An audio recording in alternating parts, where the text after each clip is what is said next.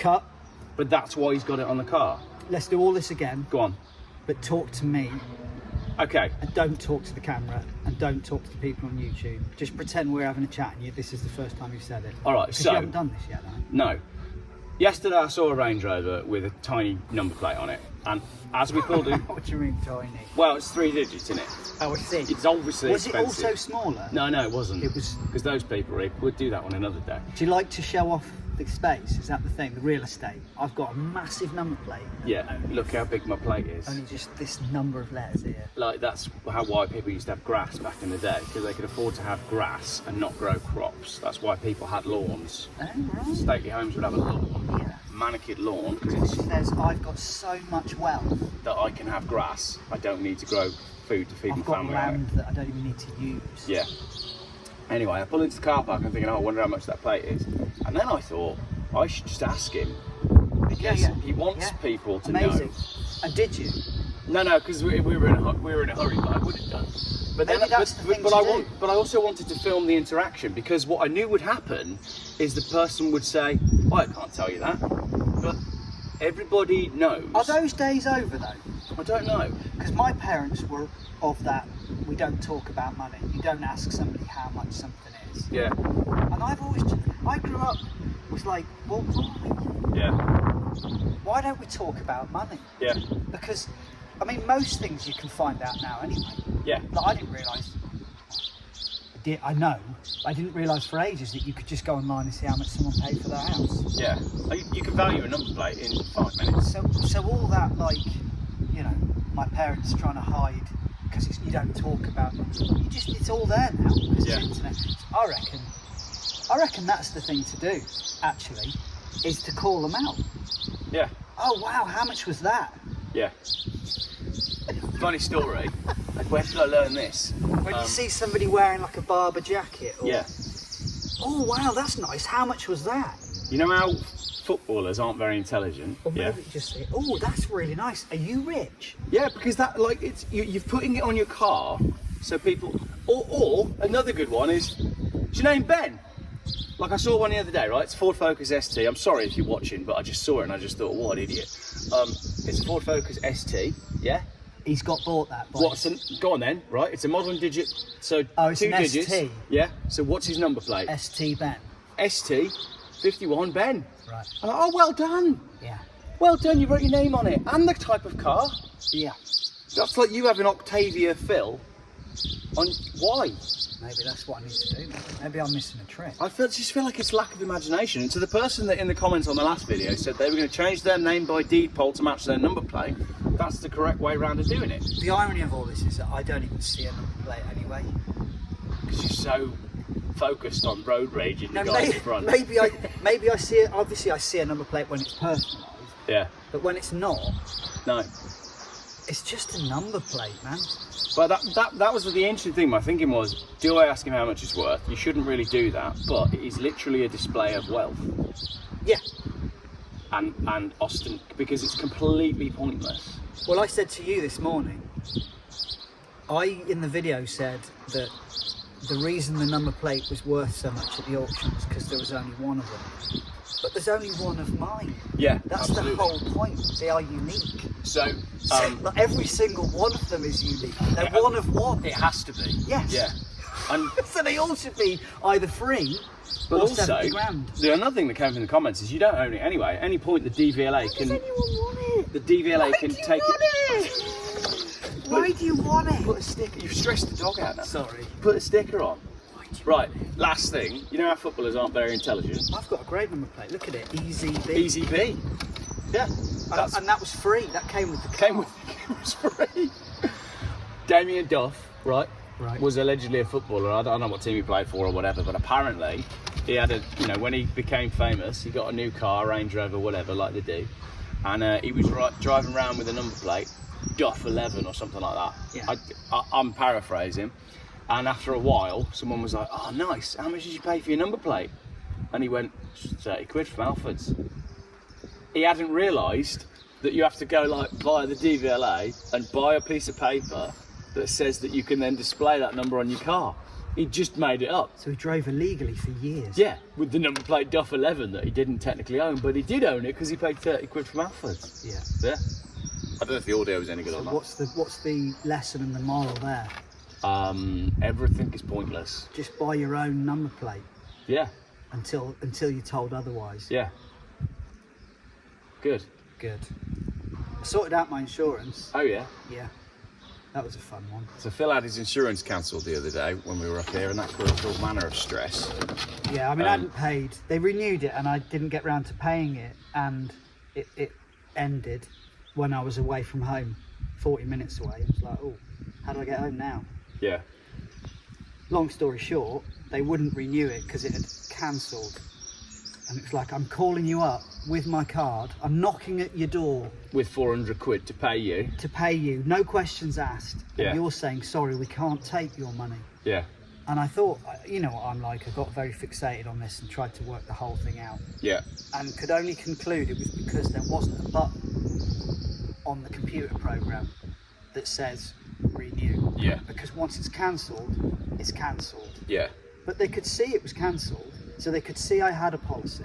That means that all of the traceability is still there, but the coding for the programming hasn't been done, so that there's a little green box for the operator Yeah. who gets paid minimum wage to push the button and say, yeah, okay, we can reinstate. So what I'm saying is that insurance broker company is losing out on this times I don't know how many people per day who get to the cancellation point and they want to then, oh, you know, you reminder letter, and then the one that goes too far and you go, damn it, and that's when you move. Yeah. They say, no, we don't even want it then. And it's like, are you idiots? So, like, you're missing out on people's panic buy. Yeah. And did you end up insuring with them, and did it cost the same? So because I am one of them, I obviously chose them Yeah.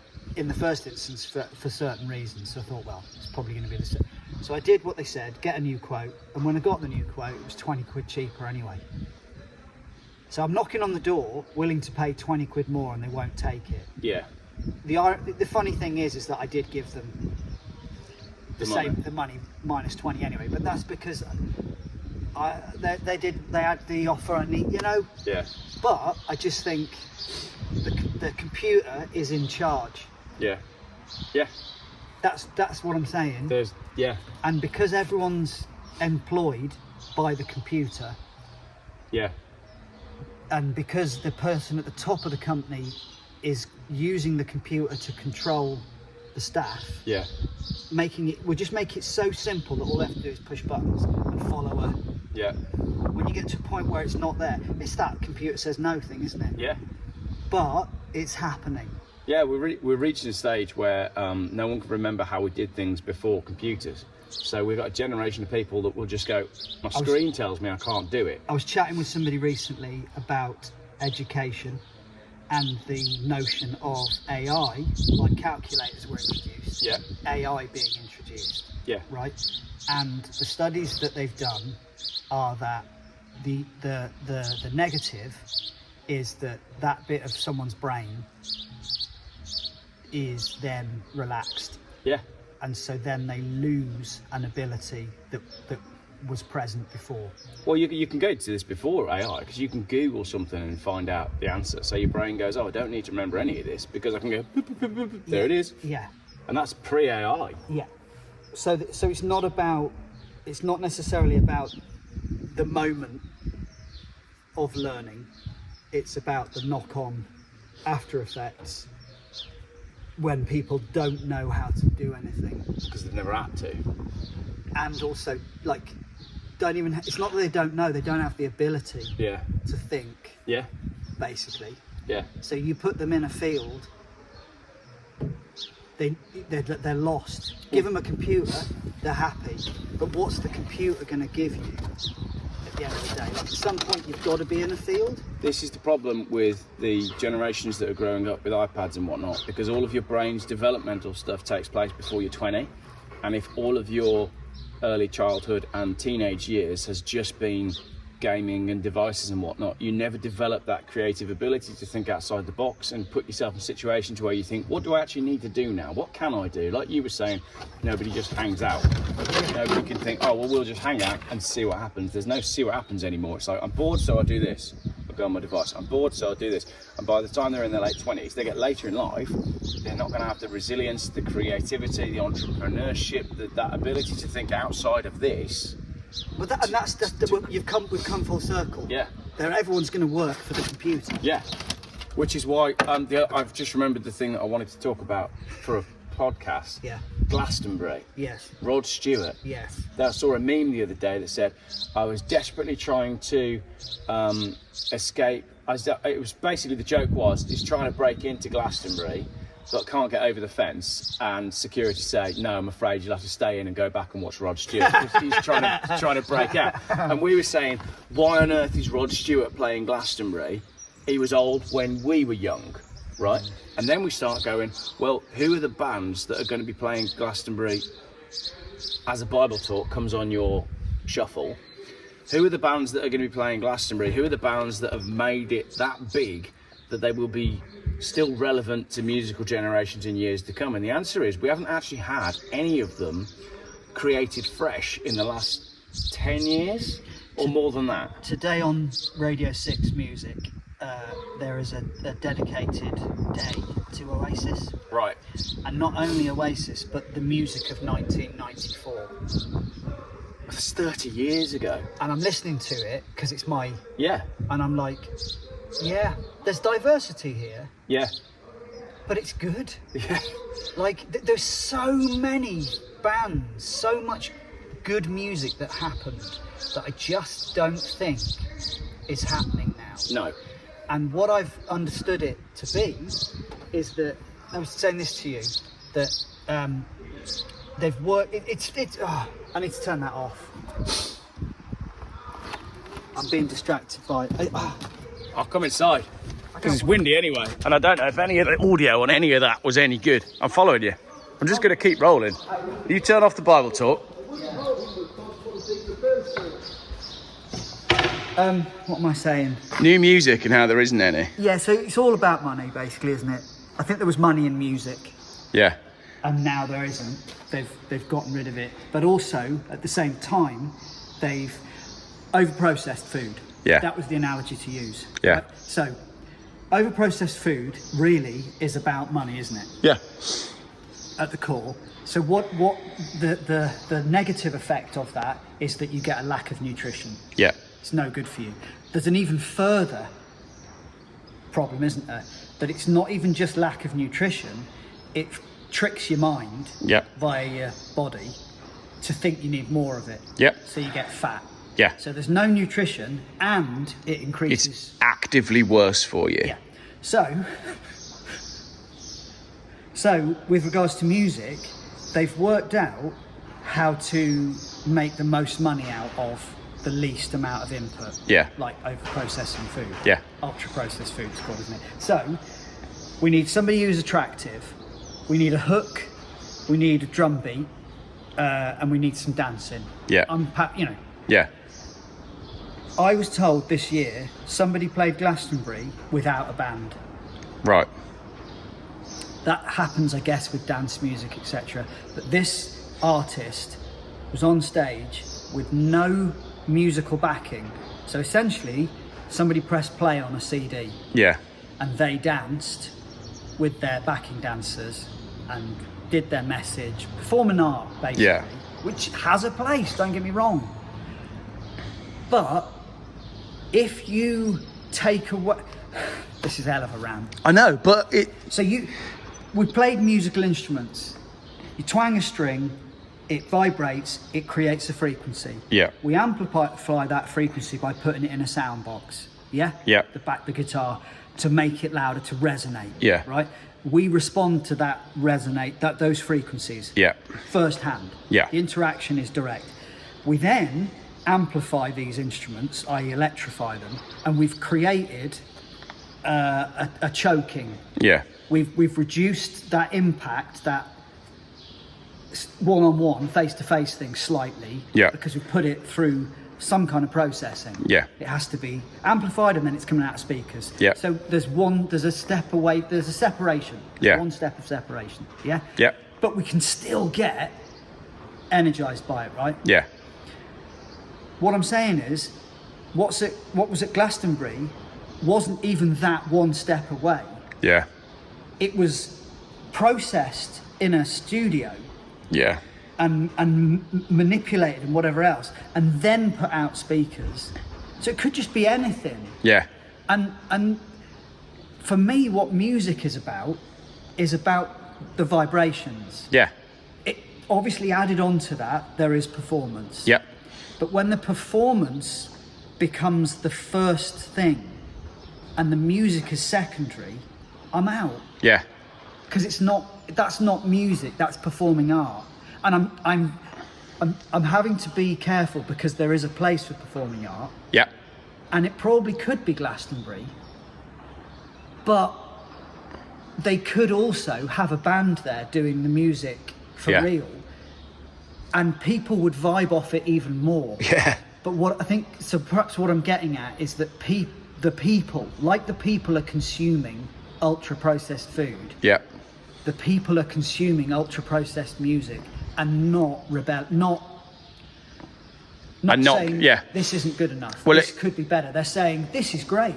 Well, it comes back to- it could be so much better. Yeah, but it's the same argument with hi-fi, isn't it? So, Yeah. you know, you listen to a record player that's put through a good amplifier and some good speakers and was recorded in good quality, that's fine. Yes. And the kids these days don't know what but they're that missing. still is separated. Yeah. The ultimate Is live. is to be in the recording studio. Yeah. Or in the practice room, or at the gig. And the irony is, these people are at the gig. Listening to a pre-recorded... Exactly. Yeah. Exactly. There you go. And it's like, what the hell? Yeah. And it's not their fault. Yeah. It's our fault for saying this is okay. The other side of it, which is a bigger conversation on AI, right? You take little reels and video clips and crap that you see on Facebook when you're scrolling.